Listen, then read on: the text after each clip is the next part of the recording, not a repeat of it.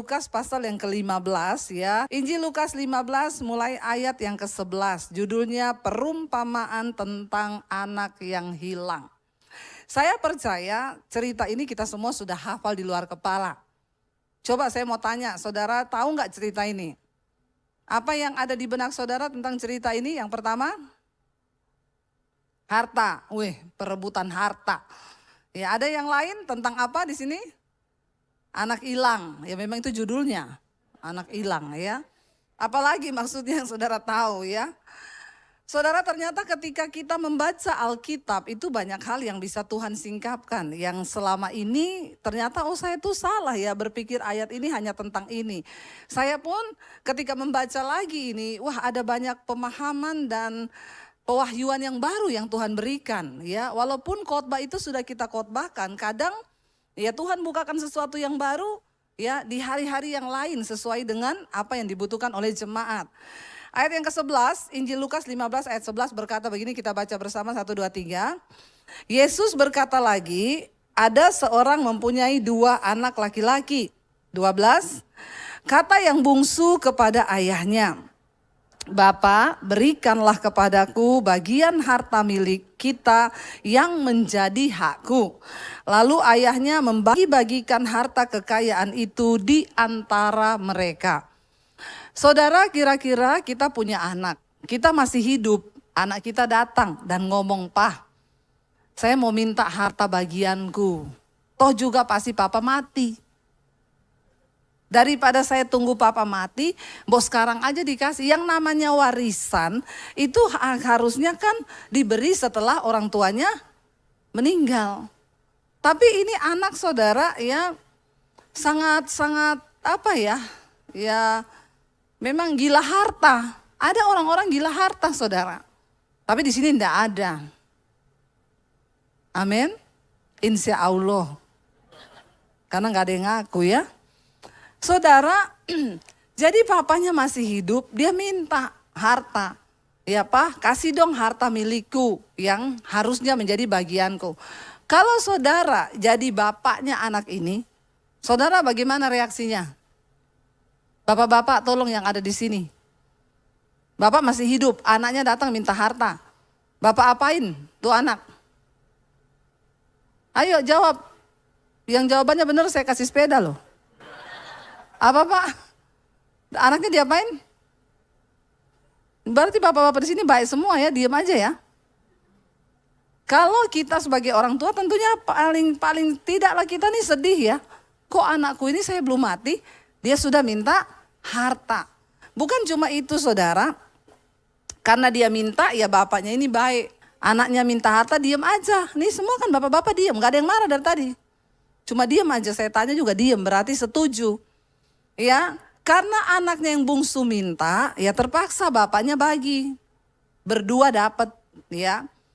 Memang hidup ini serba susah, saudara. Orang tua miskin, anak ribut, ya. Orang tua kaya juga, anak ribut. Ya, ada ibu-ibu konseling sama saya, "Bu, saya tuh bingung, Bu. Saya ini kan mau bagi harta saya udah tua. Saya takutnya kalau saya mati, saya belum bagi, mereka berantem." Ya, lalu saya kumpulin lah, baru hari pertama kumpul, udah berantem hebat. Saya baru bilang, kamu dapat ini, kamu ini, kamu ini, kamu ini. Ribut Bu, gak terima. Ya, itu udah ribut. Jadi ya sudah saya bubarin dulu, nggak usah dulu deh, kita sampai tenang. Orang tua juga bingung loh. Ya, saya bilang sama ibu itu, kalau saya jadi ibu, anak saya begitu, ya, saya bilang dasar anak nggak tahu diri, nggak kerja, cuma mau terima, masih protes. Pulang sana semua, nggak ada dapat apa-apa. Tak sumbangkan ke panti asuhan atau ke sekolah misi DBTV. Nggak usah tepuk tangan. Pret. Ya, ini kadang memang ada anak-anak itu yang nggak tahu diri loh, ya.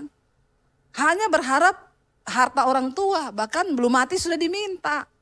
Terpaksa dibagi. Ayat 13 berkata begini. Beberapa hari kemudian dia udah dapat harta kan. Anak bungsu itu menjual semua bagiannya. Lalu dia pergi ke negeri yang jauh.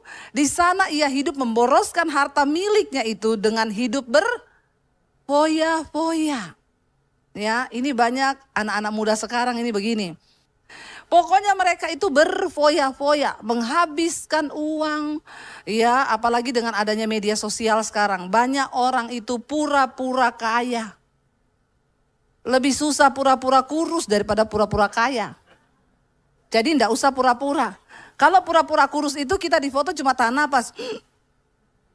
Fotonya agak atas, sudah di-upload kelihatan kurus. Tapi habis itu 5 menit nggak tahan tuh tahan napasnya, habis itu gendut lagi. Tapi kalau pura-pura kaya, saudara ya, lihat orang pakai bermerek, kita juga pakai. Nggak masalah kalau memang kau bisa. Itu uang halal dan kau tidak utang, amin. Jangan sampai kau utang, apalagi pinjol. Aduh ya, innalillahi wa inna ilaihi rojiun. Benar saudara, jangan, hidup ini apa adanya saja. Ya nggak dilarang kalau kau memang cukup beli aja. Tapi jangan sampai yang bikin berdosa hasil utangan, apalagi hasil nipu orang. Ya, mau pura-pura kaya akhirnya terjebak sendiri. Capek hidup ini. Ingat hukum fisika berkata tekanan berbanding lurus dengan gaya. Makin banyak gayamu, makin banyak. Bilang kanan kiri, jangan banyak gaya. Dia pergi jual saudara. Dan dikatakan dia berfoya-foya, dia habiskan semua uang itu. Ayat 14, setelah dihabiskannya semuanya, timbullah bencana kelaparan di negeri itu. Dan ia pun mulai melarat. Bukan miskin, ini di bawahnya miskin. Melarat, larat, rat-rat. Orang kalau sudah melarat itu di bawahnya miskin. Ya, makan aja susah saudara. Dia tidak tahu ternyata keadaan ini bisa berubah. Tiba-tiba terjadi bahaya bencana kelaparan. Dunia ini berubah. Makanya kalau saudara punya uang, ya ayo rajin harus pintar bisa mengelola keuangan. Ya, yang pertama tentunya menabur. Amin. Enggak ada yang amin, disuruh menabur. Biasa aja mukanya. Baru dengar kata menabur sudah. Ya, kunci untuk Anda menuai adalah menabur, ya. Saudara, ini anak enggak pinter mengelola keuangan, ya. Di masa muda dia dapat harta yang dia nggak cari. Memang banyak sekarang anak-anak itu karena hidupnya sudah terlalu enak, mereka nggak ngerti kerja, nggak ngerti cari duit itu susah. Cari duit susah apa enggak? Ya, kalau ada yang bilang gampang, cari duit itu susah loh. Nggak usah jauh-jauh, coba saudara jalan dari ruangan ini ke sana ke depan, cari duit, dapat nggak? Ya lihat di jalan ini ada duit nggak ya? Susah cari duit itu. Suami, uangmu dicari istri aja susah, iya nggak? Ibu-ibu yang suka cari duit di rumah, ya di lipatan-lipatan kantong suami, ya. Saudara cari uang itu susah, makanya kita harus ajar anak-anak kita itu supaya belajar menghormati dan menghargai uang. Ini anak nggak pernah diajar, makanya begitu dapat sekian langsung habis sekian, dibelanjakan semua. Nggak ngerti akan ada bencana, kelaparan dan lain sebagainya. Kita bersyukur hari ini Indonesia dijagai Tuhan. Amin. Tidak ada bencana kelaparan. Ya beras naik karena mau lebaran. Dan juga banjir di mana-mana. Jadi gagal panen. Tapi bersyukur tidak terjadi kelaparan. Ya, kita bersyukur justru di masa-masa sulit seperti ini, saudara yang berlebih, bagi sembako sama orang miskin, amin. Jangan beli tas terus, amin. Aminnya yang rela. Bagi sekali-sekali nggak usah beli LV, ya. Dia punya cadangan buat LV, beli buat sembako, bagi sama orang miskin.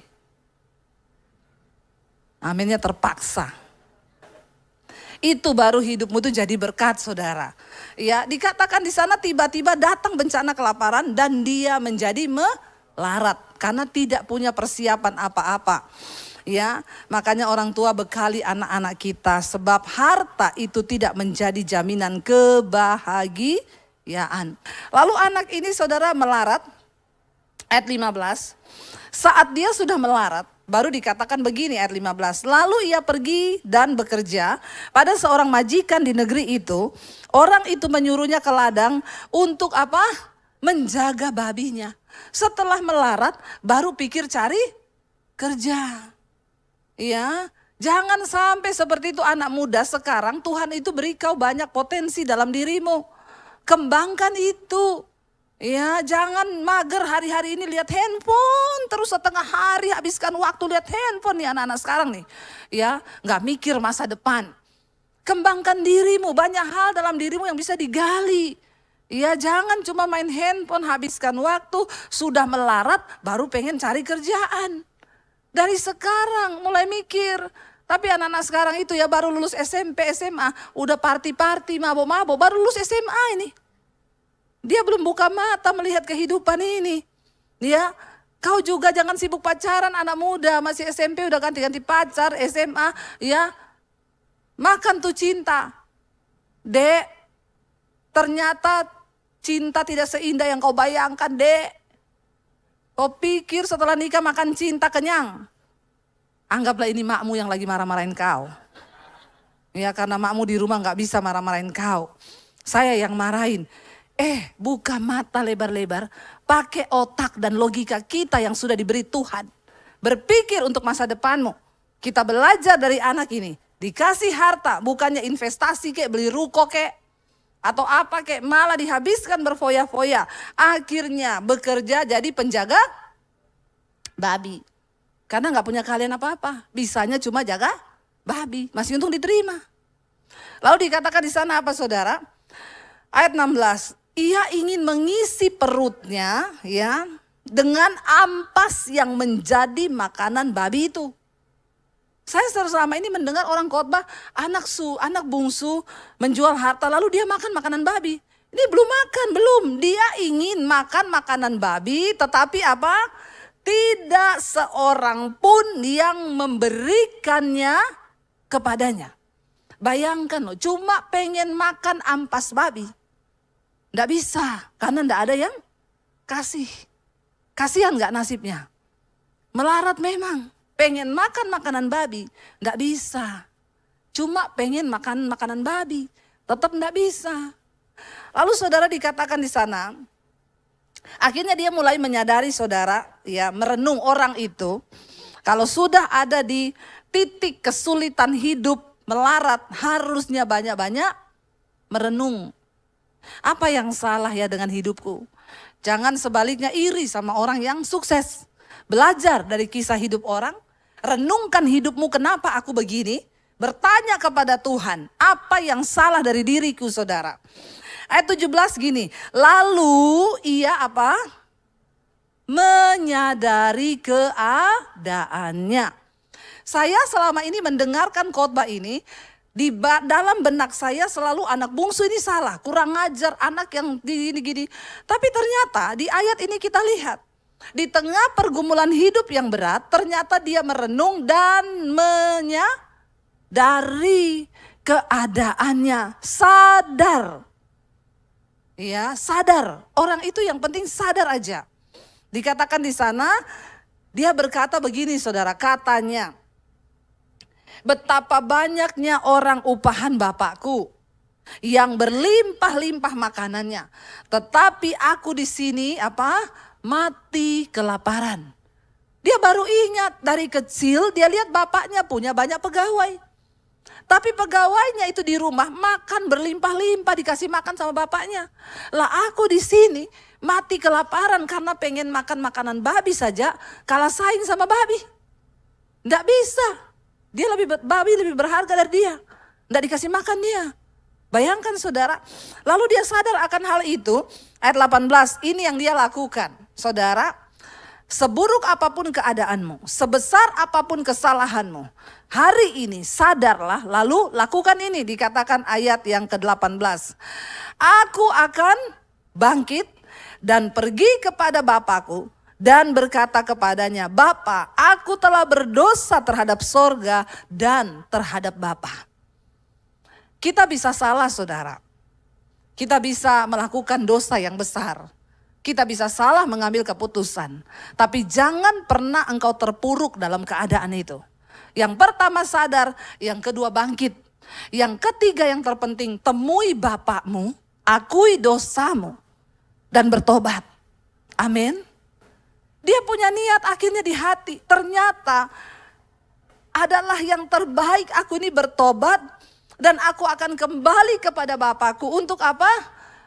Mengaku dosa. Aku sudah berdosa terhadap Tuhan dan juga terhadap Bapa. Alkitab berkata, berbahagialah orang yang mengakui dosanya dan meninggalkannya. Tapi terkutuklah orang yang menyembunyikan dosanya dan terus hidup di dalamnya. Keluarga yang sehat itu tidak luput dari kekurangan, saudara.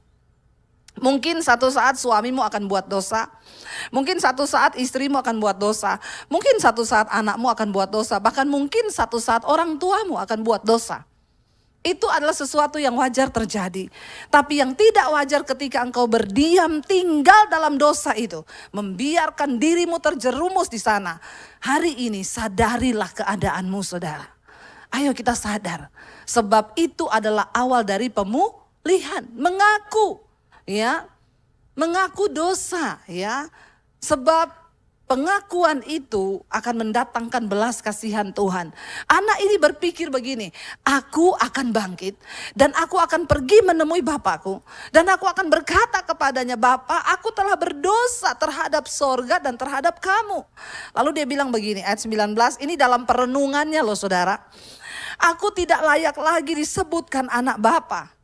Jadikanlah aku sebagai salah seorang upahan Bapa. Dia pengen pulang. Bukan untuk diakui sebagai anak. Dengar ini baik-baik. Anak bungsu ini memiliki mentalitas yang berbeda ketika dia mengalami kesulitan hidup. Dia pengen pulang sama bapaknya cuma untuk yang pertama mengaku dosa. Meminta ampun kepada bapaknya. Dan akan berkata gini, Pak, aku ini udah bikin salah besar. Aku ini tidak layak lagi disebutkan anak. Aku datang ke sini, aku mau melamar menjadi pegawaimu. Niatnya itu baik loh. Dan dia tahu diri. Dia sudah menghabiskan semua harta orang tuanya. Tapi dia mau datang dengan niat dari hati yang tulus mengakui dosa. Minta ampun dan jadikanlah aku sebagai pegawaimu. Karena dia tahu pegawai bapaknya bisa makan dengan puas, sementara dia bisa mati lapar. Ayat 20 dikatakan, maka bangkitlah ia dan pergi kepada bapaknya. Saudara, kalau hari ini engkau terikat di dalam dosa atau apapun, jangan tunda untuk tinggalkan dosa itu. Anak yang hilang ini, dia berpikir dalam hati, aku akan pergi, aku akan bangkit. Tapi itu bukan cuma akan. Banyak orang Kristen hanya berkata, aku mau tinggalin dosaku, aku mau bertobat. Besok gitu lagi, aku mau tobat, gak bertobat lagi, gitu lagi. Tapi anak yang hilang ini, dia bertindak. Dikatakan, maka bangkitlah ia dan pergi kepada bapaknya. Dan ayat ini luar biasa berkata begini saudara. Apa baca bersama 1, 2, 3. Ketika ia masih jauh, ayahnya telah melihatnya. Pertanyaan saya, kok bisa? Dia masih jauh loh. Kok bisa bapaknya melihat dia itu? Dia kan gak telepon dulu toh, Pak, aku mau pulang ya. Dia kan gak WA dulu toh, Pak, aku nanti mau balik ya. Tolong tungguin aku. Tapi kenapa ayat ini berkata, waktu anaknya itu masih jauh, bapaknya sudah melihat dia. Saudara tahu kenapa? Karena setiap hari kerjaan bapaknya itu hanya berdiri di depan rumah dan menunggu kapan anak itu pulang. Sebuah pengharapan di hati bapaknya. Bagi dia harta itu tidak berarti, tapi hidup anaknya itulah yang berarti. Setiap hari bapak itu melihat sampai kejauhan, menunggu kapan anak ini pulang.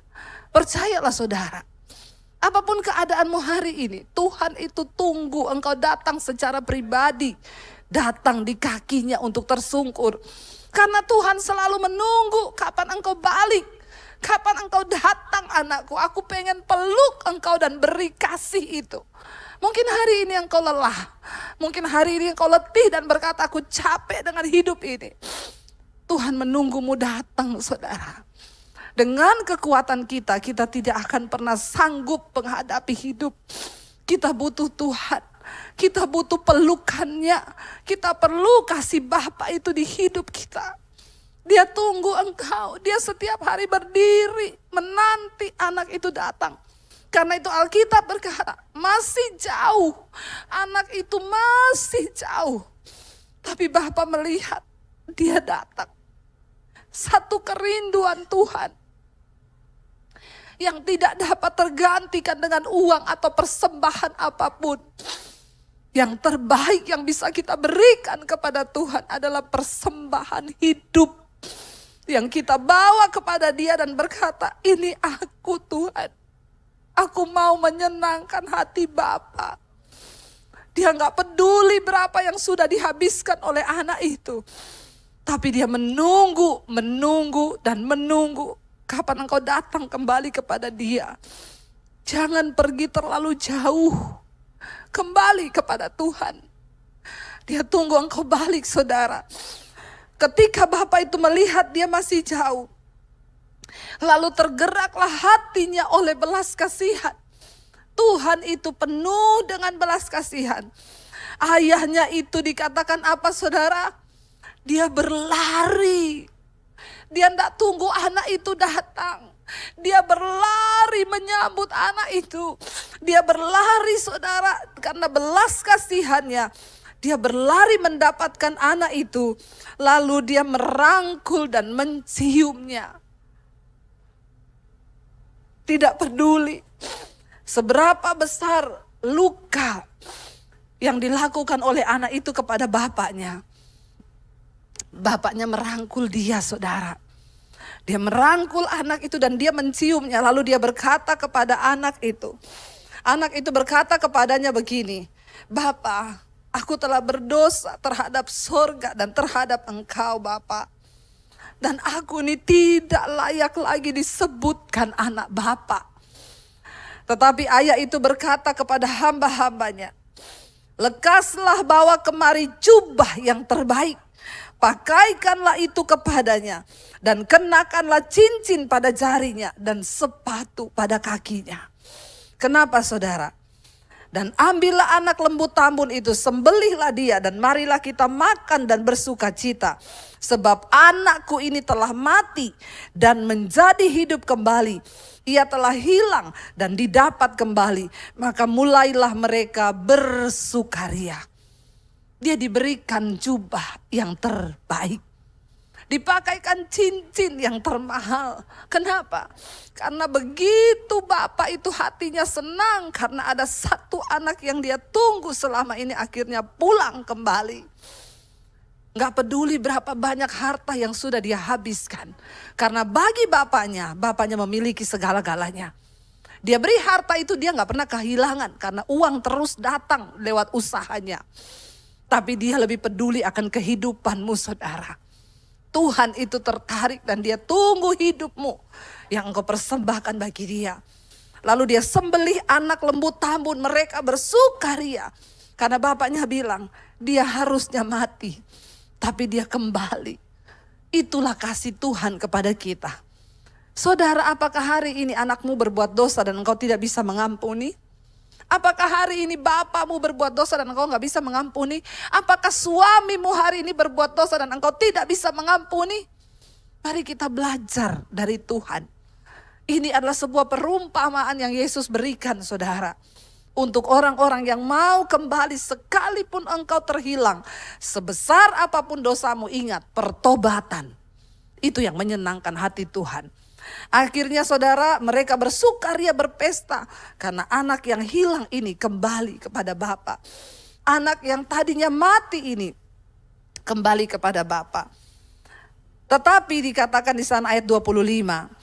Anaknya yang sulung ya pulang, saudara.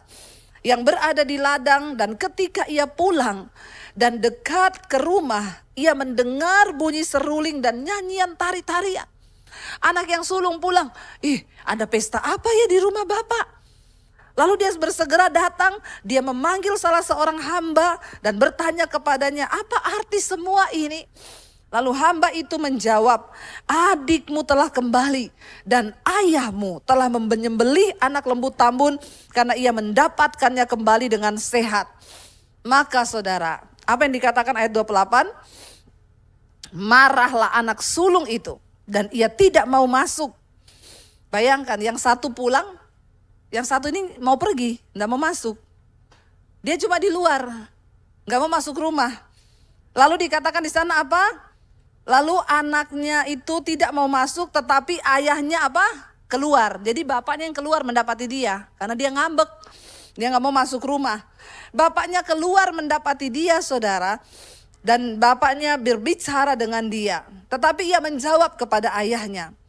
Ya, dia bilang kepada ayahnya begini, telah bertahun-tahun aku melayani bapak. Dan belum pernah bapak itu aku melanggar perintah bapak. Tetapi kepadaku belum pernah bapak berikan seekor anak kambing untuk bersuka cita dengan sahabat-sahabatku. Tetapi baru saja datang anak bapak yang telah memboroskan harta kekayaan bapak bersama dengan pelacur-pelacur. Maka bapak menyembelih anak lembu tambun itu untuk dia. Apa yang salah dengan anak sulung ini, saudara? Ya, dia tidak bijaksana dan dia lupa, saudara. Ya, bahwa selama ini dia bersama-sama dengan bapaknya. Harusnya dia masuk ke rumah, lalu tanya kepada adiknya, kenapa kamu pulang? Apa yang terjadi? Maka dia akan mendengarkan kesaksian adiknya dan mungkin hatinya akan tergerak oleh belas kasihan. Tapi dia menghakimi. Ya, dia bilang gak adil, anak sulung ini gambaran orang yang tidak pernah merasa puas. Ya, sama-sama berarti sebenarnya sama-sama culas, saudara. Tapi yang di sini dikatakan anak bungsu itu bertobat, membayar harga yang mahal karena dia pergi dari rumah bapaknya. Tapi si sulung ini juga anak yang hilang, tapi terhilang di rumah bapak. Ini gambaran orang-orang Kristen sekarang. Mungkin kita ke gereja tiap minggu, mungkin kita melayani Tuhan, berdiri di mezbah di altar ini. Tapi kalau kita nggak ngerti hati Bapa, kita nggak tahu hati Tuhan, kita terhilang di rumah Bapa sendiri. Dan anak yang bungsu ini mengalami belas kasihan Tuhan, saudara. Maka ayahnya berkata begini, ayat 31, kata ayahnya kepadanya. Dia malah membuat hati ayahnya sedih, karena ayahnya baru menerima, dia datang. Kata ayahnya kepadanya, anakku, engkau selalu bersama-sama dengan aku. Dan segala kepunyaanku itu kepunyaanmu. Aku makan daging, kamu makan daging. Semua yang ada di rumah ini bebas kamu nikmati. Tetapi dia bilang kepada anaknya apa? Tapi kita patut bersuka cita dan bergembira. Karena adikmu yang telah mati menjadi hidup kembali. Ia telah hilang dan didapati kembali. Bapak Ibu, apa artinya perumpamaan ini, saudara? Ada seorang ibu cerita kepada saya, Bu, suami saya mengakui semua dosa-dosanya kepada saya. Karena suami saya bertobat mengalami Tuhan secara pribadi. Lalu dia cerita semua dosanya kepada saya. Dan apa yang terjadi, Bu? Saya kepahitan kepada suami saya. 2 tahun setiap hari saya menangis dan berkata, kenapa dia begitu tega? Saya selama ini menjadi istri yang baik. Saya gak pernah berselingkuh, saya tidak pernah begini. Tapi kenapa suamiku melakukan ini? Suaminya 2 tahun bertobat. Mengalami perubahan pribadi dengan Tuhan. Yang tadinya pulang tengah malam, sekarang pulang kantor langsung di rumah. Dia setiap hari nonton khotbah di YouTube. Tapi istrinya yang selama ini merasa baik, tidak pernah melanggar. Dalam 2 tahun dia kepahitan dan tidak bisa mengampuni suaminya. Sampai dia dapatkan ayat ini, saudara. Dan dia berkata kepada saya, Bu Debbie, aku ini anak sulung yang terhilang di rumah Bapa. Aku di rumah Bapa. Aku merasa selama ini aku hidup benar. Tapi sesungguhnya saya tidak memiliki belas kasihan Tuhan. Saudara, keluarga yang sehat bukan berarti tidak ada proses. Pasti ada kelemahan suamimu. Pasti ada kelemahan istrimu. Pasti anakmu akan berbuat salah satu saat nanti. Mungkin juga orang tuamu akan berbuat salah. Tapi keluarga yang sehat adalah keluarga yang selalu ingin menghidupi firman Tuhan. Dan memperbaiki semua kesalahan itu. Dan memiliki belas kasihan yang dari Tuhan. Hari ini kita belajar. Ayo kita katakan, Tuhan, biar Engkau hadir di keluarga kami. Biar belas kasihan itu ada. Pulihkan hati yang terluka. Pulihkan setiap mereka yang hari-hari ini merasa tidak dipedulikan. Biar Tuhan pulihkan, datang saudara. Karena Bapa menunggu dari jauh. Engkau datang secara pribadi. Makanya saya selalu bilang, tidak usah titip doa sama pendeta. Tuhan tunggu engkau datang.